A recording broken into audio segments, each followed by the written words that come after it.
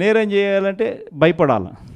మరి ఒకవైపున కాంట్రడిక్షను, ఒకవైపున భయాందోళన ఆయన క్రియేట్ చేస్తూ ఉన్నాడు, మరోవైపున స్టేట్మెంట్లు ఆపోజిట్గా ప్రజలను మభ్యపెట్టే స్టేట్మెంట్ను మళ్ళీ ఈనాడు క్యారీ చేస్తుంది.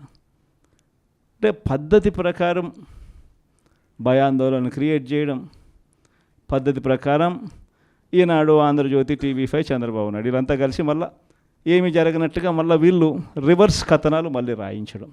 ఇనిషియేటింగ్ ఎక్కడో ఒకసారి జరగాలి. కాబట్టి మీ అందరితో కూడా నేను ఒకటి చెప్తా ఉన్నా,